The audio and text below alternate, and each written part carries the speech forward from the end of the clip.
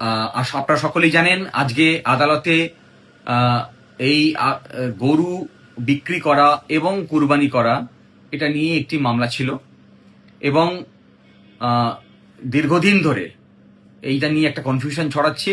প্রচুর মানুষ তারা যন্ত্রণার মধ্যে দিন কাটাচ্ছে, যারা বিশেষ করে গরু লালন পালন করে এবং গরুকে নিয়েই তাদের জীবন ধারণ করে। এবং এই কুরবানি ঈদের সময় তারা এই গরুগুলোকে বিক্রি করে উপার্জন করে।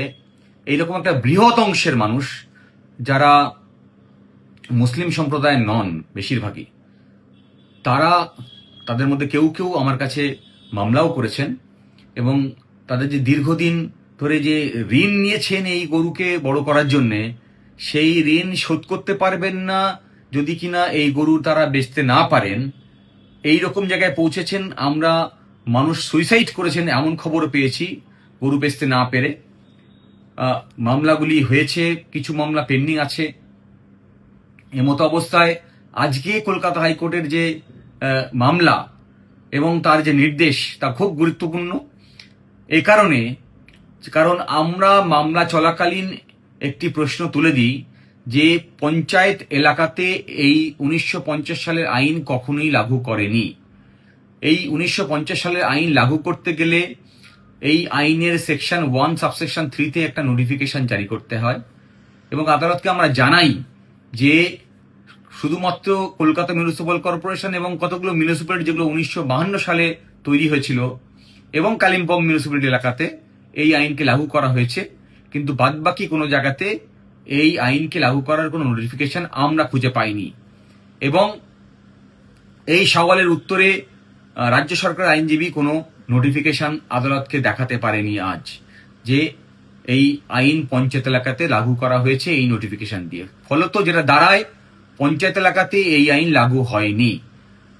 যদি পঞ্চায়েত এলাকাতে এই আইন লাগু না হয় তাহলে পঞ্চায়েত এলাকাতে এই কুরবানির ব্যাপারে বা গরু বিক্রির ব্যাপারে 14 বছরের নিচে কোনো নিষেধাজ্ঞা থাকতে পারে না।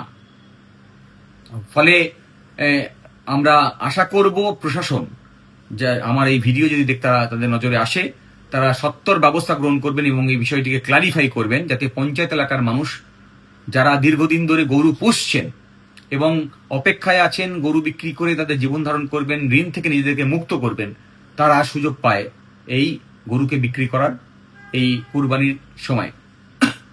আরো যে কথাটি উল্লেখযোগ্য, আজকে আদালত নির্দেশ দিয়েছে যে এই 1950 সালের আইনের সেকশন 12-এ ধর্মীয় গ্রাউন্ডে যে রিল্যাক্সেশন দেওয়া যায়, সেই রিল্যাক্সেশনের বিষয়টি কনসিডার করার জন্য 24 ঘন্টার মধ্যে। ফলে মিউনিসিপ্যাল এলাকাতে যেগুলো সব মিউনিসিপ্যালিটির উপরে নিষেধাজ্ঞা আছে আইনে 1952 সালের তৈরি, সেই সমস্ত মিউনিসিপ্যালিটি, সেটা কলকাতা মিউনিসিপ্যাল কর্পোরেশন হতে পারে বা কালিম্পং হতে পারে বা 1952 সালে তৈরি অন্যান্য মিউনিসিপ্যালিটি হতে পারে, সেই সব এলাকাতে যাতে রিল্যাক্সেশন পাওয়া যায়। যেখানে নিষেধাজ্ঞা আছে, যেখানে নিষেধাজ্ঞা নেই সেখানে তো রিল্যাক্সেশনের প্রশ্ন আসে না, কিন্তু যেখানে নিষেধাজ্ঞা আছে মিউনিসিপ্যালিটি, যেটা আগে বলছিলাম, সেই অঞ্চলগুলোতে যাতে তারাও এই রিলিজিয়াস গ্রাউন্ডে রিল্যাক্সেশন পায় তা সত্বর দেখা উচিত। আদালত নির্দেশ দিয়েছে 24 ঘন্টার মধ্যে কনসিডার করার। আমরা আশা করব প্রশাসন এই বিষয়টি দেখবেন সিরিয়াসলি এবং কনসিডার করবেন গ্রাউন্ড রিয়েলিটিকে মাথায় রেখে। বলছি দুটো কারণে। কারণ 1950 সালের আইনের কথা আমরা বলছি, আমরা আদালতে সওয়াল করেছি। এই আইনটি মূলত দুটি কারণে করা হয়েছিল, যাতে গরুকে চাষের কাজে ব্যবহার করা যায়। আপনারা সকলেই জানেন আধুনিক যুগে এখন চাষের কাজে ট্রাক্টর ব্যবহার করা হয়, গরুকে সেই অর্থে ব্যবহার করা হয়ই না। এবং দ্বিতীয় যে কারণে এই আইনটি নিয়ে আসা হয়েছিল, যাতে দুধের প্রতুলতা না কমে। ফলে আমরা 2019 সালের একটি রিপোর্ট, কেন্দ্রীয় সরকারের রিপোর্ট আমরা আদালতের কাছে পেশ করেছি, এটা দেখানোর জন্য যে উত্তরপ্রদেশ এবং মধ্যপ্রদেশ যেখানে গরু ব্যান ছিল সেখানে গরুর উৎপাদন কমেছে, ওয়ারাস যেখানে পশ্চিমবঙ্গে যেখানে ব্যান ছিল না সেই অর্থে, সেখানে 2012 সালের তুলনায় 2019 সালে গরুর উৎপাদন বেড়েছে, মিল্ক প্রোডাক্টিভিটি বেড়েছে, দুধের উৎপাদন বেড়েছে। ফলে বিজ্ঞান ভিত্তিতে যদি সেই অর্থে বিশ্লেষণ করা যায় তাহলে কাউ স্লটারিং এর যে উপরে যে নিষেধাজ্ঞা 1950 সালে আইনে সেই সময় জারি হয়েছিল কয়েকটি মিউনিসিপ্যাল এলাকাতে, তার বাস্তবতা আজকে সেই অর্থে নেই। ফলে প্রশাসনকে অনুরোধ করব এই গ্রাউন্ড রিয়েলিটিকে কনসিডার করে, এবং একটা বড় অংশের মানুষ তারা যন্ত্রণার মধ্যে ভোগ করছেন, যারা গরু পালন করেছেন, ঋণের দায়ে জর্জরিত হয়ে আছেন, তাদেরকে মুক্ত করার জন্য সঠিক সিদ্ধান্ত নিতে, যাতে মানুষ মুক্তির পথ খুঁজে পায়।